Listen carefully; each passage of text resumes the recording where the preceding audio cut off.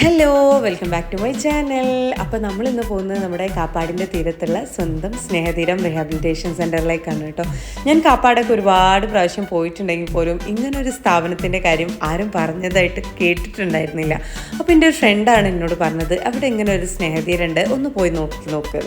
അപ്പോൾ ഞാൻ വിചാരിച്ചു എന്താണ് അവിടുത്തെ കാര്യങ്ങളും അവസ്ഥകളും ഒക്കെ ഒന്ന് അറിയാലോ എന്ന് വിചാരിച്ചിട്ട് നേരെ നമ്മൾ കാപ്പാട് കനിവിലേക്ക് എത്തിയിട്ടുണ്ട് കേട്ടോ. അപ്പോൾ ഏകദേശം 1 ഏക്കറോളം സ്ഥലത്താണ് നമ്മുടെ ഈ സ്ഥാപനം വർക്ക് ചെയ്തുകൊണ്ട് സ്നേഹതീരത്തിൻ്റെ മെയിൻ എൻട്രൻസ് ആണ് കേട്ടോ. ഇത് ഇവിടെ ഒരുപാട് ആൾക്കാരുണ്ട്. 2 സെക്ഷനായിട്ടാണ് നമ്മൾ മെയിലും ഫീമെയിലും. ഒരു ഭാഗത്ത് ഇത് മെയിൽ സെക്ഷനാണ് കേട്ടോ. അപ്പോൾ ഞങ്ങൾ നേരെ കയറി ചെല്ലുന്നത് ആദ്യം തന്നെ ഇത് ഫീമെയിൽ വനിതാ മന്ദിരത്തിലേക്കാണ് കയറി പോകുന്നത്. മൊത്തത്തിലൊരു സമാധാനപരമായിട്ടുള്ള ഒരു അന്തരീക്ഷമാണ് കേട്ടോ. നല്ലൊരു ആംബിയൻസിലുള്ള ഒരു സ്ഥലത്താണ് നമ്മുടെ ഈ ഒരു സ്ഥാപനം വർക്ക് ചെയ്യുന്നത്. നേരെ കയറി ചെന്നപ്പോൾ തന്നെ അവിടെയുള്ള ആൾക്കാർ നമ്മളോട് എന്തൊക്കെയുണ്ടെന്ന് ചോദിച്ചപ്പോൾ തന്നെ ആകെ കിട്ടിയൊരു സന്തോഷം എന്താണെന്നറിയോ, അവർ സ്വന്തം ആൾക്കാരായിട്ട് കണ്ട് നമ്മളെ കാത്തു നിൽക്കുകയാണല്ലോ എന്നുള്ളൊരു തോന്നലാണ് കേട്ടോ. നേരെ ഞാൻ കയറി അങ്ങോട്ട് ചെന്ന് നോക്കുമ്പോഴാണ് എല്ലാവർക്കും ഒരു സന്തോഷമുള്ള മുഖമാണ്. കാരണം ഇവരെ പരിചരിക്കാനും നോക്കാനും എല്ലാത്തിനുമായിട്ട് ഇവിടെ 10-15ഓളം സ്റ്റാഫുകളും ഉണ്ട് കേട്ടോ. ഒരുപാട് ഉമ്മമാരും അമ്മമാരും ഒക്കെ നമ്മൾ ആരൊക്കെയോ ആണ് എന്നുള്ള രീതിക്കുള്ള ഒരു പെരുമാറ്റവും സന്തോഷവും ഒക്കെ ഇവർ നമുക്ക് ഷെയർ ചെയ്തിട്ടുണ്ടായിരുന്നേ. അങ്ങനെയുള്ള കുറച്ച് സമയങ്ങളായിരുന്നു ഞങ്ങൾ ഇവരെ കൂടെയും സ്പെൻഡ് ചെയ്തിട്ടുണ്ടായിരുന്നത്. എല്ലാ കളികളും ചിരികളും തമാശകളും ഒക്കെ ആയിരുന്നു. പിന്നെ കുറച്ച് സമയം അവിടെ കേട്ടോ. എന്തുകൊണ്ടാണെന്ന് എനിക്ക് മനസ്സിലായില്ല. ഭയങ്കര പെട്ടെന്ന് എനിക്കൊരു ഫീല് വന്നിട്ടുണ്ടായിരുന്നു. പക്ഷെ അവരൊക്കെ അവിടെ ഹാപ്പിയാണ്.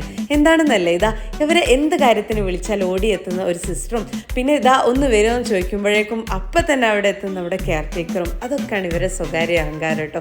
കാരണം നമ്മൾക്ക് എന്തെങ്കിലും ഒരു ബുദ്ധിമുട്ട് വരുമ്പോൾ നമ്മളെ കൂടെ ആളുണ്ടെന്ന് തോന്നുന്ന ആ ഒരു തോന്നലുണ്ടല്ലോ, അതിലും വലുത് വേറെ ഒരു കാര്യവും ഇല്ല എന്നാണ് ഞാൻ മനസ്സിലാക്കിയത്. അപ്പോൾ അവർ ഓരോരോ തമാശകളും കളികളും പാട്ടും ഒക്കെ ആയിട്ട് നമ്മൾ ആ ഒരു സമയം നമുക്ക് എങ്ങനെ പോയി എന്ന് പോലും അറിയാൻ പറ്റുന്നുണ്ടായിരുന്നില്ല. ഒരുപാട് ഉമ്മമാരും അമ്മമാരും ഒക്കെ ഇവിടെ ഉണ്ട് കേട്ടോ. അവർക്കൊക്കെ എല്ലാ കാര്യങ്ങളിലും പറയാനുള്ളത് ഈ സ്ഥാപനം അവരെ എങ്ങനെ നോക്കുന്നു, എങ്ങനെ കെയർ ചെയ്യുന്നു, കൊണ്ട് നടക്കുന്നു എന്നുള്ള ആ അത് ഇവിടുത്തെ ആൾക്കാരും എങ്ങനെ അവരെ പരിചരിക്കുന്നു എന്നുള്ള ആ ഒരു ഹാപ്പിനെസ് അവരുടെ മുഖത്ത് തന്നെ ഉണ്ടായിരുന്നു. ഇത് നമ്മുടെ ചീക്കിലോട്ടുള്ള ഒരു ചേച്ചിയാണ് കേട്ടോ. അപ്പോൾ നമ്മൾ കാര്യങ്ങളൊക്കെ ചോദിച്ചപ്പോൾ നമ്മുടെ നാട്ടിലെ വിശേഷങ്ങളും കാര്യങ്ങളൊക്കെ പറഞ്ഞിട്ടുണ്ടായിരുന്നു. നമ്മുടെ ഹോസ്പിറ്റലിൽ നേഴ്സായിരുന്നു, മെഡിക്കൽ കോളേജിലെ ഹെഡ് നേഴ്സായിട്ട് റിട്ടയർഡ് ചെയ്ത ചേച്ചിയാണത്. അപ്പോൾ ആ കാര്യങ്ങളൊക്കെ പറഞ്ഞു. അവർക്ക് നല്ലൊരു പ്രൗഡായിട്ടുള്ള ഒരു മൊമെൻ്റാണത്. കാരണം അത്രയും അവർ വർക്ക് ചെയ്ത് അങ്ങനത്തെ ഒരു ഇതിൽ നിൽക്കുമ്പോഴും അത്രയും ഒരു വർക്കൊക്കെ ചെയ്ത് കഴിഞ്ഞ് റിട്ടയർഡായി വരിക എന്ന് പറയുമ്പോൾ ഭയങ്കര ഒരു ഹാപ്പിനെസ് ആണല്ലോ. അപ്പോൾ അവിടെ നിന്നിട്ട് ഇവർ ഇപ്പോഴും എല്ലാവരുടെ ചിരിയിലുണ്ട് നമ്മളെ കണ്ട ആ ഒരു സന്തോഷം കേട്ടോ. അങ്ങനെ നമ്മളും ആ ഇത്ര സമയം എങ്ങനെ പോയി എന്ന് ആലോചിച്ചിട്ടുണ്ടായിരുന്നില്ല. എല്ലാ കാര്യത്തിലും ഇടവിട്ടിട്ട് കൂടെ നിൽക്കുന്ന നമ്മുടെ സിസ്റ്റർ ഉണ്ടല്ലോ, അവരെ കൂടെ തന്നെ ഉണ്ടായിരുന്നു കേട്ടോ. അവിടെ ഹെൽപ്പ് ചെയ്യുന്ന ആ ഒരു ചേച്ചിയും ഫുഡ് കുക്ക് ചെയ്യുന്ന ആൾക്കാരാവട്ടെ എല്ലാം ഇവർക്കൊരു തണലായിട്ട് നമ്മുടെ ഈ ഒരു സ്നേഹതീരം എന്നുള്ള ഒരു പേരിൻ്റെ ആ ഒരു ക്യാപ്ഷൻ ഉണ്ടല്ലോ, ആ സ്നേഹതീരം, അത് തന്നെയാണ് ഇവർ. അത്രയും ആ സ്നേഹതീരത്തിലുള്ള ഒരുപാട് പൂക്കളായിട്ടാണ് ഇവരെ നമുക്ക് തോന്നിയിട്ടുണ്ടായിരുന്നത് കേട്ടോ. എന്ത് കാര്യത്തിനും ഓടി വരാൻ വേണ്ടിയിട്ട് കുറേ ആൾക്കാരും ഉണ്ട് ഇവിടെ തന്നെ.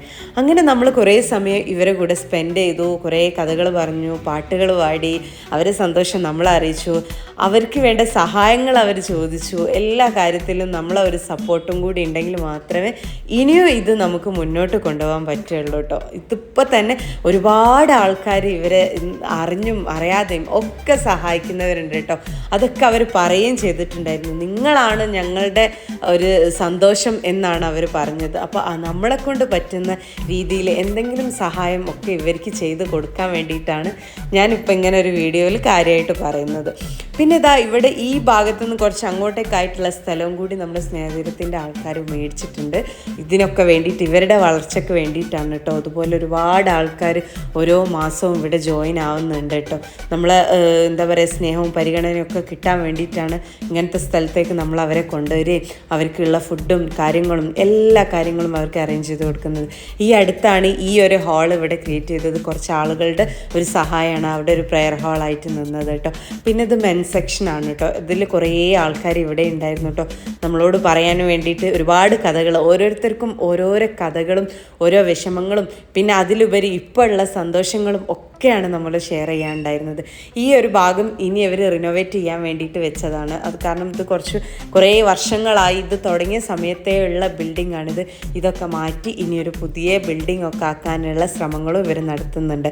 അപ്പോൾ എന്ത് കാര്യത്തിന് വേണമെങ്കിലും, അതായത് ഇവർക്കുള്ള ഫുഡ് ആയിക്കോട്ടെ, എന്ത് സഹായം വേണമെങ്കിലും നിങ്ങൾക്ക് ആർക്ക് മനസ്സാലെ നിങ്ങൾക്ക് തോന്നുന്നുണ്ടെങ്കിൽ ആ ഒരു സഹായം എന്തായാലും ചെയ്തു കൊടുക്കണം. കാരണം അത്രയും ഞാനിവിടെ കണ്ടതിൽ വെച്ചിട്ട് ഇത്രയും എക്സ്പെൻസീവ് ആയിട്ടുള്ള ഓരോ മാസവും കടന്നു പോകുമ്പോഴും ഇവരെ കൂട്ടിച്ചേർത്ത് പിടിക്കുന്ന ഒരുപാട് ആൾക്കാർ ഉണ്ട് എന്നുള്ളതാണ് കേട്ടോ. ഭയങ്കര ഒരു സമാധാനം.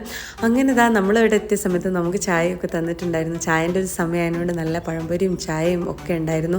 അപ്പോൾ ഇത്രയും ഒരു സപ്പോർട്ടും കെയറിങ്ങും ഒക്കെ എല്ലാവരുടെ ഭാഗത്തുനിന്നും ഉണ്ട്. അപ്പോൾ നിങ്ങൾക്ക് പറ്റുന്ന രീതിയിൽ സഹായിക്കാൻ ഞാൻ അഭ്യർത്ഥിക്കുകയാണ്. എന്തെങ്കിലും നിങ്ങൾക്ക് എങ്ങനെ വേണമെങ്കിലും കോൺടാക്റ്റ് ചെയ്യാൻ വേണ്ടിയിട്ടുള്ള ഡീറ്റെയിൽസ് എങ്ങനെ കമൻറ്റ് ചെയ്താലും എന്ത് ചെയ്താലും ഞാൻ പറഞ്ഞു തരുന്നതായിരിക്കും. അപ്പോൾ പറ്റുമെങ്കിൽ എല്ലാവരും ഒന്ന് സഹായിക്കുക. അപ്പോൾ അത്രയേ ഉള്ളൂ. വേറൊരു വീഡിയോയിൽ പിന്നെ കാണാം.